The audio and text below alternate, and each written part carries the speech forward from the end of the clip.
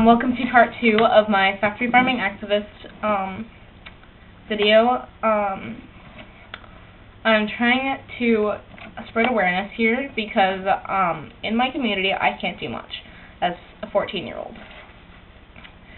So I wrote an essay for my science class for our environmental issue project, and I'm trying to do something because this is so terrible. You know, some people take on global warming or recycling, but I took this one because it seems very close to home to me.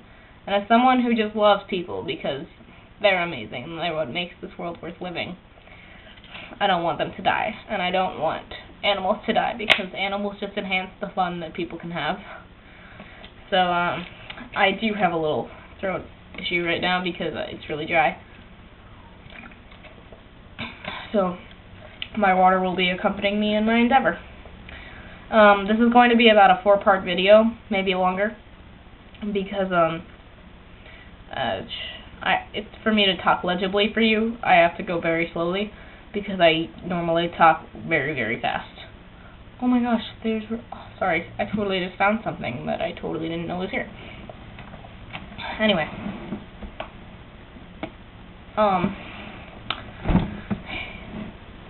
dairy cows are forced to have one calf every year. No way am I already coughing. About half of all U.S. dairy cows suffer from mastitis, a bacterial infection of the udder. Dairy cows also suffer from milk fever, a calcium deficiency. Cows' tails are cut off and chickens are debeaked. These horrifying facts are just the tip of the iceberg when it comes to feedlots, slaughterhouses, and the mistreatment of animals. Cows are getting fed a mixture of corn, soy, and animal byproducts, usually cows, so this is cannibalism, and it helps spread BSE. When they are designed to only eat grass. Roughly 25,000 square kilometers, or 6 million acres of the Amazon rainforest, is cut down every year for soybeans to be put into cattle feed. In our feedlots, more than 6 million animals have been In our feedlots, more and more animals are being classified as downed every day. Downed animals are those that are too weak to walk or even stand. There have been horrifying reports of downed animals being dragged, kicked, or pushed with bulldozers to slaughter. Everyday growth hormones, such as RBGH or RBST, excuse me, I'm so sorry, which is banned in Europe and Canada, are implanted into the skin of feedlot cows. Starbucks uses RBGH enhanced milk in their products. This is bad. Please don't shop at Starbucks. I will get into this later in my little discussion about this. 2/3 of American cattle have had hormones injected. Children, pregnant women, and their unborn children are at risk for hormone imbalances because of this. These imbalances can cause ailments such as breast, colon, or prostate cancer, and can cause early onset of puberty in girls. Scientists have linked the rise in twin births over the last 30 years to RBGH in food. Obvious side effects like these should be a warning to consumers, and almost 10 million people have already started buying more organic, sustainable foods. Our slaughterhouse feedlots are not only overcrowded, but produce 19 million tons of waste per year. Excuse me. All of this waste is put into large pits called lagoons. These lagoons can be 200 acres wide and 15 feet deep. In Greeley, Colorado, 2 feedlots can produce more waste than Atlanta, Denver, St. Louis, and Boston combined. What?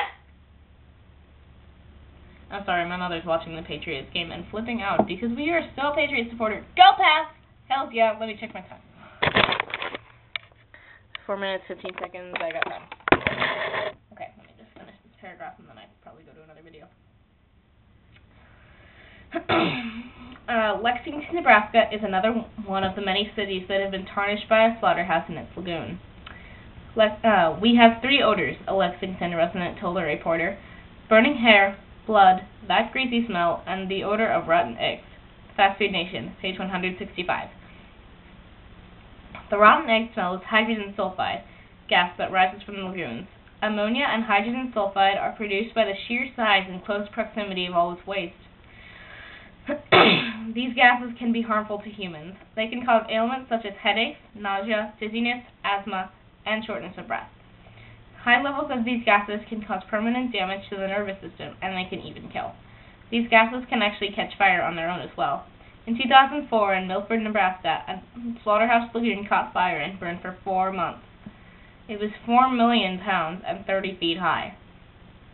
The way this happens is the pile of waste gets hot, most likely from UV rays, and it produces methane gas. This can catch on fire. These lagoons are supposed to be lined with an impenetrable liner. However, these leak. Leakages can cause terrible damage to the environment. In 1991, roughly 1 billion fish were killed in North Carolina by runoff from a slaughterhouse lagoon. The EPA reports that almost 35,000 miles of river in 22 states have been polluted by CAFOs. The quantity of waste produced by farm animals in the U.S. is about 130 times greater than humans. I'll check my time one more time. Oh, okay, okay, so I can probably do one more paragraph.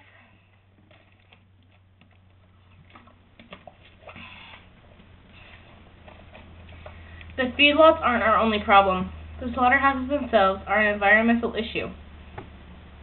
Oh, excuse me, I read that incorrectly, but whatever. They're unsafe and unsanitary. Production line speeds are at an all-time high, and worker safety is at its low. Farm number 2105, Carroll's Foods in North Carolina, is the second largest pig producer in the U.S. They kill nearly 1 million pigs every 12 days. That's about 833 every day. A beef slaughterhouse kills about 250 cattle an hour. Unlike a normal factory, which is designed to put objects together, slaughterhouses are the opposite. The line is run for dismantling. The cattle, or other animals, but we're going to use cattle as the example, enter at the top of the slaughterhouse, greeted by the knocker. This is where it gets a little graphic, like as we go down. So be warned. I think I will actually get to another video, so if you guys want to stop, this is probably where you should.